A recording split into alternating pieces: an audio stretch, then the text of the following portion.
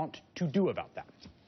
Joining me now, Jess McIntosh, spokesperson for Emily's List, which supports pro-choice female Democratic candidates and which has endorsed Hillary Clinton for president. MSNBC contributor Sam Cedar, he's host of The Majority Report, and New York Times political reporter Nick Confessori. All right, it was a real wake-up moment last night. I don't know how many wake-up moments you need, because I do think there has been this entire time, like, it's not happening, it's not happening, it's not happening, it's not.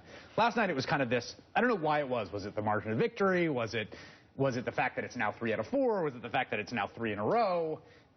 But it felt like this sort of epochal thing had happened. Justin Amash, who is a congressman, a sort of libertarian-leaning Republican congressman, said, "I believe we're witnessing the beginning of the end of the current two-party system in the United States." Does that scan to you? Absolutely it does, actually. You know, it does? It really does? Well, no. I think it's possible that if Trump wins, that the Republican Party reconstitutes itself as a genuinely populist conservative party and not a weak marriage between populists and Wall Street and rich people. And that would be a fascinating thing in politics. It is possible. Like, you could imagine a version of the Republican Party that just sort of embraces this kind of white identity politics, backlash politics, combined with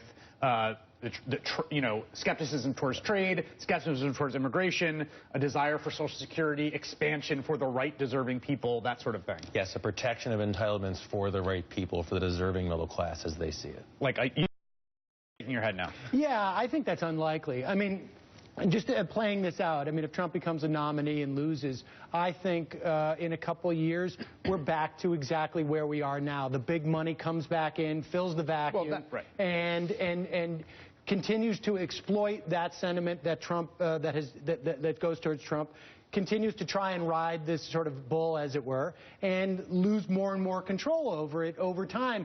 But I don't know that there's going to be an infrastructure around that. I mean, other than, I think, like, sort of the cottage industries that seem to grow up around it now. Jess, what's your take on this? I think Nick could be right. I think that might be where the Republican Party is heading. I don't think that and the Republican Party being headed for oblivion are mutually exclusive. If they decide to take the tack where they are doubling down on being there for a small white male segment of the American population, that's not a sustainable tack for a national party to take. That will be the end of them. So I think we're seeing the fruit of a lot of labor on the part of Republicans. Like, honestly, I blame Lee Atwater for Donald Trump. Like, this has been going on forever, with Republicans deciding to pander to the grossest, most xenophobic, most misogynist element of their base. And after many decades of telling them that they mattered, guess what they do? And this is what they want. What they want is somebody who is not a part of the Republican Party. And, man, that's really got to smart for everybody who works really hard to make that a national party. Yes. Let me just interject for a moment, which is to say that you talked about the sort of most xenophobic. I've been talking to a lot of Trump voters recently. I've been corresponding with some. And I just want to say that there are a broader group of people than you might initially think. We're going to talk about that in a little bit, which is not to say that the ideas that are being embraced or floated by him are not those things. They are 100% those things.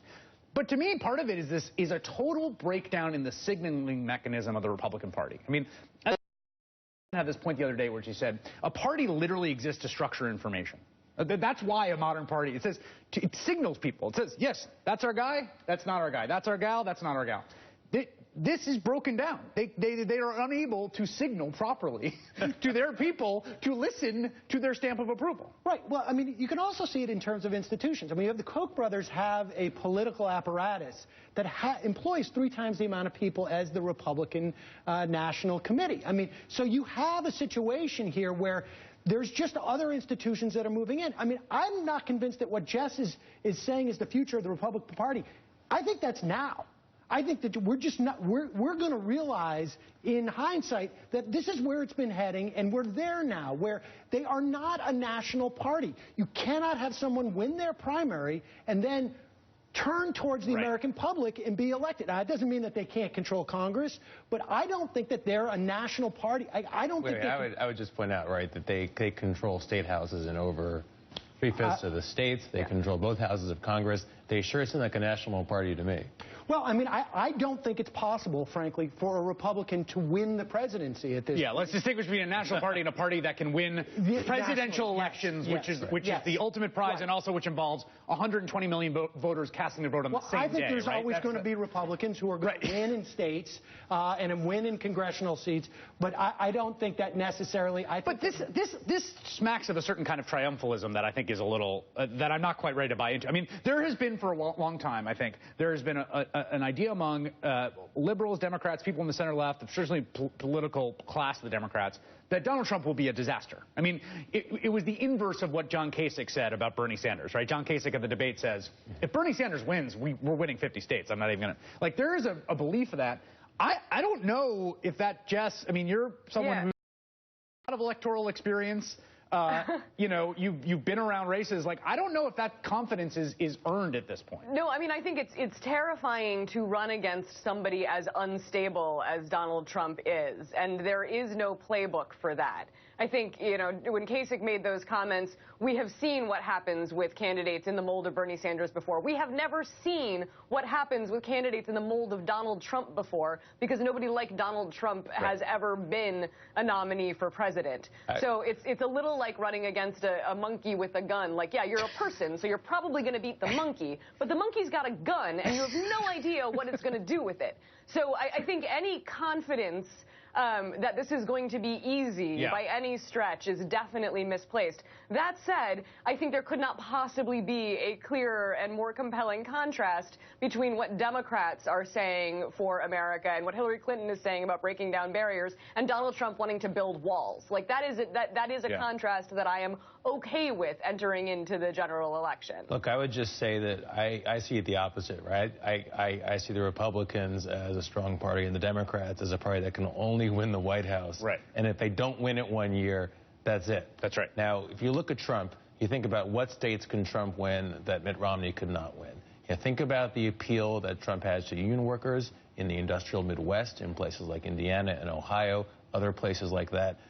I think Democrats would be foolish to underestimate the appeal he could have in a national election. Jack Carter and Ryan Grimm wrote a great piece in Huffington Post about that sort of Wisconsin, Ohio, Pennsylvania belt, essentially, and what that could mean for a national election. Before we get ahead of ourselves, let's just also consider the fact that mega donors have shied away from trying to, you talked about the Koch organization, no one's going to drop, you know, this is the empire, it's like this dude showed up outside the empire's walls, and people just resigned without firing a shot. They just decided, like, we're just going to get out of, oh, okay, I'll get down from my throne and whine about it a little bit. Oh, okay, I guess it's all yours. That guy said some mean things. It's like, hey, how feckless are you? If you actually care what you say you care about, and if you believe this guy stands for all the things you say you don't stand for, then put some money and some effort in trying to stop him. But there has not been that in any concerted way. Well, but there has to be an alternative to him. There has to be a person that people are excited about supporting, and there isn't. That field was enormous and entirely a disappointment. Yeah, I mean, Jeb Bush had $130, $50 million, and I think the problem was, I mean, if there was ever if I'm a millionaire or a billionaire, maybe a billionaire, I'm a little looser with it, but I'm looking, I'm saying, he's got $120 million. Right. If that's not going to work, why is my thing going to work? That's right. Why throw good money after bad? All right. Jess McIntosh, Sam Cedar, Nick Compassori, thank you all. That was enlightening. All right, still to come.